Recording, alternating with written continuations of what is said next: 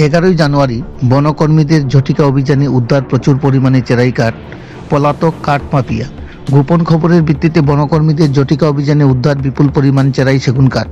ঘটনাটি ঘটে উত্তর জেলার ধর্মনগর মহকুমার অন্তর্গত রানীবাড়ি গ্রাম পঞ্চায়েত এলাকায়।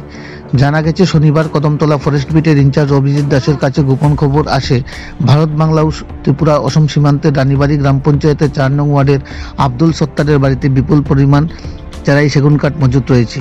সেই খবরের ভিত্তিতে রেঞ্জার সুপ্রিয় দেবনাথ, বিট অফিসার অভিজিৎ দাস দলবল নিয়ে ওই বাড়িতে হানা দেয়।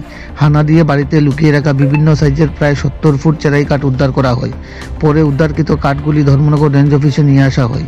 তবে বনকর্মীদের ঝটিকা অভিযানের আঁচ পেয়ে বাড়ি মালিক তথা কাঠ মাফিয়া গা ঢাকা দিতে সক্ষম হয়। এ মর্মে রেঞ্জার সুপ্রিয় দেবনাথ জানান, উদ্ধারকৃত কাঠের বাজার মূল্য আনুমানিক 70 থেকে 80 হাজার টাকা হবে। তাছাড়া পলাতক কাঠ মাফিয়ার বিরুদ্ধে বন আইনে একটি মামলাও নথিভুক্ত করা হয় এবং তদন্ত জারি রাখা হচ্ছে। কদমতলা থেকে কিষাণ মল্লিকের রিপোর্ট, শ্যামলী ত্রিপুরা। খবরের ভিত্তিতে আমরা রানীবাড়ি এলাকাতে একজন লোকের বাড়িতে গেছি। তো যাওয়ার পর এখান থেকে আমরা আনুমানিক 70 সেফলি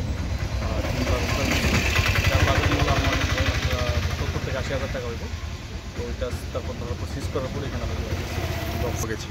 মালগুলো যে মালিক আছে, আমরা প্রাথমিক যে ইনভেস্টিগেশনে পাইছি তার নাম আব্দুল সত্তার। তো ওনার বাড়ি থেকে আমরা স্যার, কাউকে কি আটক করতে পেরেছেন? না, অ্যাকচুয়ালি বাড়িতে আসলেন না উনি, তো আমরা আটক করা গেছে না।